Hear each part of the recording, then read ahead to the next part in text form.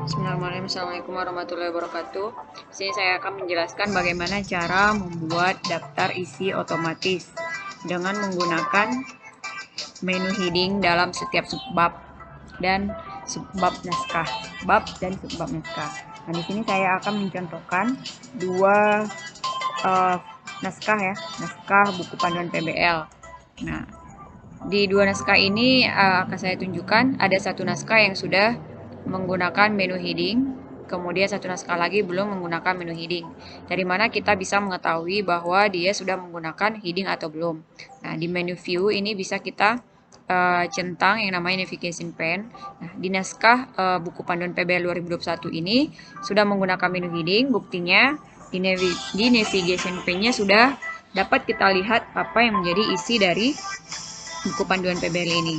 Kemudian sedangkan di buku panduan PBL 2020 ini kita lihat navigation pane-nya masih kosong ya. Nih, navigation pane kosong. Nah, dia tidak menampilkan apa informasi yang ada di buku panduan PBL ini. Nah, untuk membuat daftar isi otomatis tentu kita harus membuat halaman dulu. Nah, di sini saya tidak contohkan lagi cara membuat halaman. Cara membuat halaman sudah ada di video sebelumnya. Kita langsung saja mencontohkan atau mentutorialkan cara membuat daftar isi secara otomatis. Nah, ini merupakan contoh yang sudah memiliki daftar isi otomatis ya. Ini kita lihat nih, dia sudah memiliki daftar isi otomatis. Tandanya di mana? Nah, kita lihat dengan cara kita tekan di keyboard CTRL. Nah, kemudian kita arahkan kursor ke bagian ataupun konten dari buku panduan ini. Contoh ya, kita klik CTRL pada keyboard, kemudian kita klik rencana kegiatan, maka dia secara otomatis akan mengarahkan kita kepada bab 2 rencana kegiatan. Nah, ini adalah buku panduan yang sudah memanfaatkan menu heading dan menampilkan daftar isi secara otomatis. Sedangkan buku panduan PBL 2020 ini belum menggunakan cara menampilkan daftar isi otomatis. Buktinya yang pertama tadi dia belum ada di navigation pane-nya. Kemudian juga kalau kita buka daftar isinya, ya kita buka daftar isi, ini daftar isi. Nah, kalau kita tekan CTRL pada keyboard, kemudian kita arahkan kursor ke bagian naskah, dia tidak akan secara otomatis menunjukkan bagian yang kita inginkan. Contoh ya, latar belakang.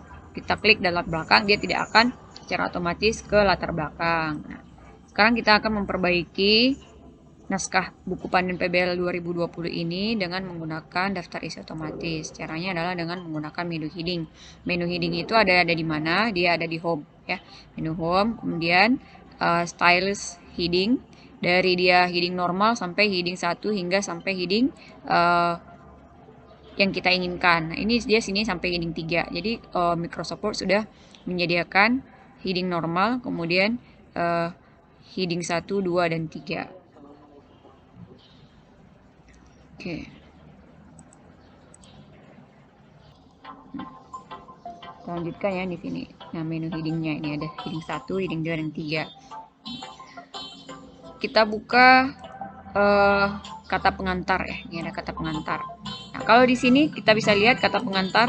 Nah, kita klik kata pengantar, dia akan menunjuk kata pengantar. Nah, di sini kita buat kata pengantar ini dengan menggunakan heading 1. Nah, kita contohkan ya heading 1. Nah, secara otomatis dia akan muncul di bagian navigation pane kata pengantar. Kemudian kita lihat lagi bagian bab 1 ya, bab 1. Bab 1, kemudian kita blok ya. Kemudian kita klik heading 1. Nah, di sini dia agar dia tidak berjarak ya, bab 1 dengan pendahuluan di daftar isi nantinya, maka kita letakkan kursor di bagian pendahuluan, kita backpaste, kemudian kita tekan shift dan enter secara bersamaan. Oke. Nah, dia secara otomatis akan menyatu di bagian navigation pane-nya. Kemudian kita klik latar belakang ya, latar belakang kita kasih heading 2. Nah, kenapa kita kasih heading 2? Karena ini merupakan bagian subbab dari bab 1. Kemudian ada heading 3 ya, heading 3 ini misalnya ini tujuan kegiatan ini kita pakai heading 2, kemudian tujuan umum dan tujuan khusus kita pakai yang namanya heading 3. Nah, perbedaannya di mana? Nah, ketika kita pakai heading 1, berarti dia akan menyampaikan bahwa ini adalah bagian bab ya, bagian bab. Nah, bagian utama ya. Nah, kemudian kita klik heading 2 ya. Kalau kita klik heading 2 dia akan muncul di bawahnya, agak menjorok sedikit ya. Nah, ini berarti dia bagian subbab ya. Lalu kita klik tadi ada ya bagian heading 3. Nah, dia akan lebih menjorok lagi ke dalam di bawah dari tujuan kegiatan yang merupakan bagian subbab. Nah, jadi heading 1 ini merupakan untuk style bab, heading 2 untuk style subbab, heading 3 untuk style sub-subbab. Nah, seperti itu. Ya. Nah, semuanya kita buat seperti ini. Manfaat kegiatan ini merupakan dari bagian subbab. Nah, maka kita klik bagian heading 2. Kemudian rencana kegiatan itu juga ini merupakan bagian dari bab. Nah, ini kita backpass lagi ya, kemudian kita shift enter. Nah, itu dia. Kemudian kerangka pikir ini merupakan bagian dari subbab. Nah, ini subbab. Nah, kita lihat mana yang menjadi subbab, kemudian kita klik subbab ya. Nah, tadi kita klik subbab. Nah, ini kita cari mana yang menjadi bagian subbab, kita klik dengan headingnya masing-masing. Oke, sudah selesai. Kemudian lanjut ke bagian bab 3. Itu bagian apa ya?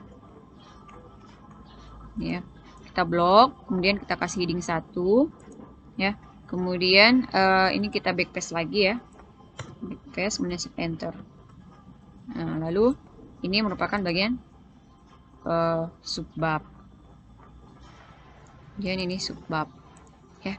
Oke.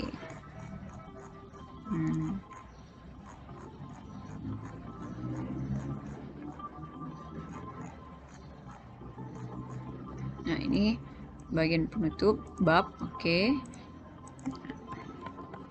Nah, sudah selesai ya. Jadi di sini sudah ada, kita lihat di navigation pane dia menunjukkan bab 1 sampai dengan bab 4. Nah, sekarang kan ini kalau kita lihat kata pengantar, latar belakang, kemudian bagian-bagian subbabnya, dia kan tulisannya tadi kita sudah ketik rapi pakai Times New Roman, fontnya 12. Nah, ini kita rubah secara otomatis. Jadi kita cukup memodifikasi bagian dari heading. Ya, caranya gimana? Kita klik kanan pada bagian heading 1 kita contohkan. Kotak dialognya akan muncul, lalu kita rubah menjadi Times New Roman dengan font size-nya, ukuran hurufnya adalah 12. Dia bold ya, jadi subbab, bab, dan sub-subbab itu kita bold. Nah, kalau dia bagian bab, itu dia berada di tengah. Nah, kita klik center, kemudian kita ambil menu format, tujuannya adalah untuk mengatur paragraf. Kita atur line spacing dan spacingnya, spacing before and after-nya kita bikin 0 ya. Kemudian line spacingnya kita kasih 1,5, lalu oke. Nah, secara otomatis dia akan memperbaiki posisinya ya, sesuai dengan yang kita inginkan. Nah, bab satunya juga akan secara otomatis sudah berubah sesuai dengan bentuk atau style yang sudah kita atur sebelumnya. Ini itu bab 1 ya. Nah, jadi secara otomatis kalau misalnya sudah dimodifikasi, sudah diatur tulisannya, nanti semuanya akan sesuai dengan tulisan yang kita inginkan. Nah, bagian heading 2 ya, heading 2 kan ini ya, latar belakang, ini heading 2. Kita klik latar belakang, kemudian kita menuju heading 2, lalu kita modify ya. Nah, pakai Times New Roman, tulisannya juga 12 ya, kita pakai yang standar, di bold, dan dia berada di tepi kiri. Kenapa? Karena bagian subbab dan sub-subbab itu berada di tepi kiri. Jangan lupa untuk merubah paragrafnya. Kita buat dia spacingnya adalah 0, dan spacingnya 1,5, kemudian oke. Oke, nah secara otomatis dia akan memperbaiki tulisannya. Nah, begitu juga dengan heading 3 ya, tinggal kita modify saja. Kita modify lagi. Oke.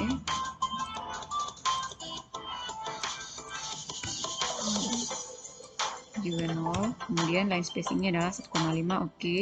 Kemudian oke. Nah, dia sudah memperbaiki bagian dari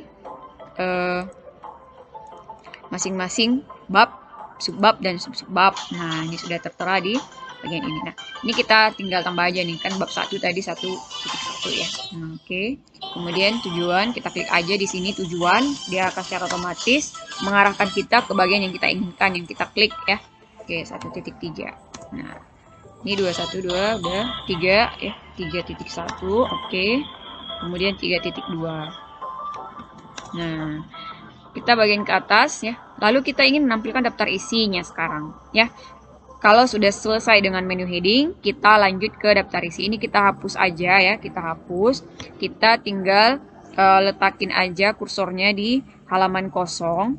Kemudian kita ambil menu reference ya. Reference itu artinya adalah reference atau daftar isi ya.